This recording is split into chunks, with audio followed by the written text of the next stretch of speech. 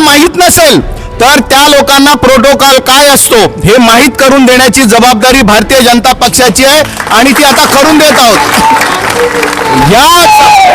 या संबंधित अधिकाऱ्यांवरती जोपर्यंत कारवाई होत नाही तोपर्यंत भारतीय जनता पक्षाचा कार्यकर्ता शांत बसणार नाही। आयुक्तांच्या निलंबनाच्या कारवाईची मागणी केलेली आहे देशात आणि महाराष्ट्रात सत्ता भारतीय जनता पार्टीची आहे, तर खरंच या मागणीला यश येईल का? जर आयुक्त दोषी आहेत तर त्यात यश येणार आणि त्यांचं निलंबन व्हायला पाहिजे। जर ते लोकप्रतिनिधींचा मान करू शकत नाहीत, त्याचा GR आहे, आम्ही काही वेगळं काही मागत नाही आहोत। जो आमचा हक्क आहे तो आमचा हक्क आम्ही मागत आहोत आणि आमचा हक्क जर आम्हाला मिळत नसेल, आमच्या लोकप्रतिनिधींचा ह्या जनतेच्या लोकप्रतिनिधींचा जर सन्मान होत नसेल तर त्यासाठी वाटेल ते करायला आम्ही तयार आहोत। टॉप 10 महाराष्ट्र न्यूज चॅनल मधून मी दीपक कोटेकर। यावेळेला मी उपस्थित आहे वसई विरार शहर महानगरपालिका आयुक्तालयामध्ये।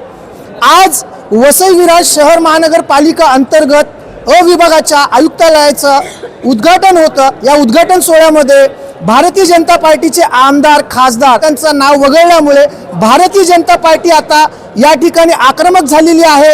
या ठिकाणी धरणं आंदोलन सुरू आहे। माझ्यासोबत यावेळेला विरोधी पक्षनेते मनोज पाटील जी आहेत। मनोजजी, काय सांगाल, काय मागण्या आहेत तुमच्या?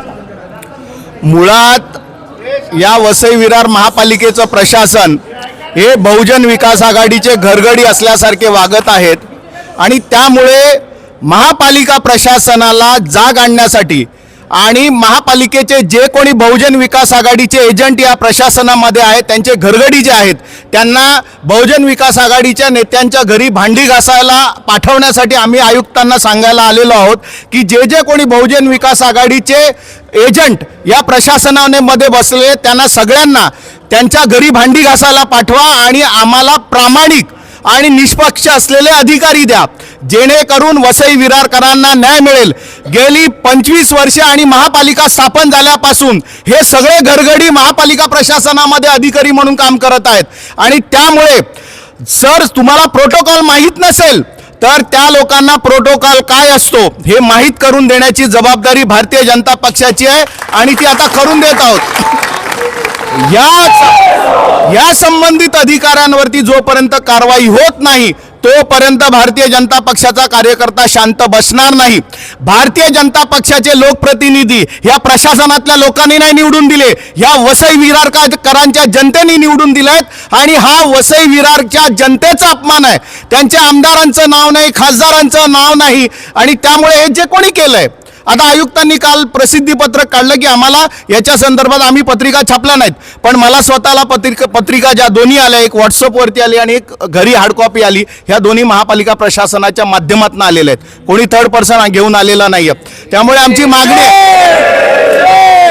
कुठल्याही परिस्थितीत तुम्ही नोव्हेंबर 2025चं परिपत्रक मी तुम्हाला देतो, त्याच्यात स्पष्ट सूचना आहेत आणि त्या सगळ्या सूचनांचा भंग ज्या अधिकाऱ्यांनी केलाय त्या अधिकाऱ्यांवरती तात्काळ कारवाई झाली पाहिजे आणि कठोर कारवाई झाली पाहिजे अशी आमची मागणी आहे। आणि जोपर्यंत हे होत नाही तोपर्यंत भारतीय जनता पक्षाचा कार्यकर्ता या ठिकाणाहून उठणार नाही।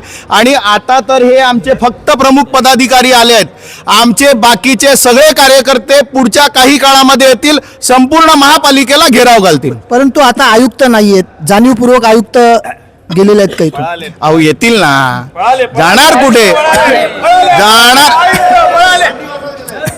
जोपर्यंत कारवाई होत नाही तोपर्यंत भारतीय जनता पक्षाचा कार्यकर्ता इथे ठाण मांडून बसणार आहे। पण पत्रिका कोणी बनवली हा प्रश्न निर्माण होतो, कारण त्या पत्रिकेवरती माजी आमदार हितेंद्र ठाकूर, क्षितिज ठाकूर, बोईसर विधानसभेचे राजेश पाटील यांचं नाव आहे। म्हणूनच काल आयुक्त साहेबांना आम्ही विचारलं की बहुजन विकास आघाडीच्या कार्यक्रमाची पत्रिका महापालिकेने का छापली महापालिकेने, तर त्यांचं म्हणणं असं की आम्ही पत्रिका छापली नाही। मग म्हटलं महापालिकेच्या अधिकाऱ्यांना बहुजन विकास आघाडीची पत्रिका वाटण्याचा अधिकार कोणी दिला? आणि मग बहुजन विकास आघाडीचा कार्यक्रम आहे तर आमदार राजन नाईक आणि माझं नाव का आहे? आम्ही तर बहुजन विकास आघाडीचे नाही आहोत। त्यामुळे या सगळ्या प्रश्नाचा खुलासा आता होईल। तुम्ही पण इथे आहात, महापालिकेचे आयुक्त समजा गेले असतील तर बाकीचे अधिकारी आहेत ना, येतील ना जबाबदार अधिकारी, त्यांना आम्ही जाब विचारू आणि जोपर्यंत कारवाई होत नाही तोपर्यंत भाजपचा कार्यकर्ता इथून उठणार नाही। 2 दिवसापूर्वीच महिला दिन झाला आणि आपल्या वसई विधानसभेच्या स्नेहताईंचं देखील नाव नाहीये, काय सांगाल? विषय असा आहे की या वसई विरार महानगरपालिकेला विरोध काय असतो, विरोध कोण करतो, कसं करतो हे यांना अनुभव नाही आहे. इथे एक हाती सत्ता हुकुमशाही चालवण्याची सवय झालेली आहे. त्याच पद्धतीने त्यांनी हा जो कार्यक्रम आखला आणि त्या कार्यक्रमाच्या पत्रिकेमध्ये आपण जर पाहिलं असेल, माजी आमदारांना ते त्यांच्या शुभ हस्ते म्हणून उल्लेख करत आहेत. माजी आमदारांना प्रमुख पाहुण्यांच्या उपस्थितीत बसवत आहेत. आणि आत्ताचे जे आपले सन्माननीय आमदार राजन नाईक जी आहेत, सन्माननीय आमदार स्नेहाताई दुबे आहेत, खासदार आहेत आपले, जे ह्या वसई विरारसाठी, पालघरसोबत वसई विरारसाठी खूप जास्त तुम्ही बघितलं असेल, अनेक प्रश्नांसाठी ते आवाज उठवत आहेत. सातत्याने ते पालिकेत येतात, लोकांच्या प्रश्नांसाठी ते संपर्कात आहेत. मग तुम्हाला ह्या लोकप्रतिनिधींच्या नावांची आठवण नाही झाली का?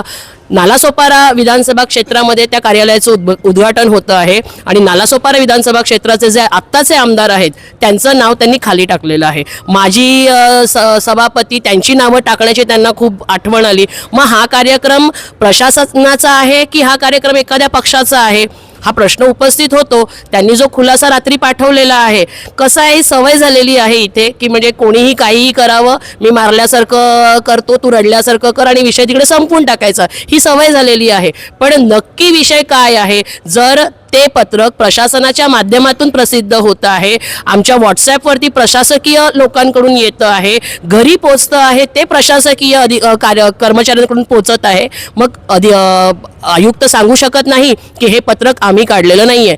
त्याची त्यांना पूर्ण जबाबदारी घ्यावी लागणार आणि भारतीय जनता पार्टीला आम्हाला त्यांना सांगावं लागणार की नक्की ते कोणासाठी काम करतायत, जनतेसाठी काम करतायत की एखाद्या पक्षासाठी काम करतायत, ते त्यांनी इकडे स्पष्ट करावं. तुम्ही आयुक्तांच्या निलंबनाच्या कारवाईची मागणी केलेली आहे. सध्या देशात आणि महाराष्ट्रात सत्ता भारतीय जनता पार्टीची आहे, तर खरंच या मागणीला यश येईल का? जर आयुक्त दोषी आहेत तर त्यात यश येणार आणि त्यांचं निलंबन व्हायला पाहिजे.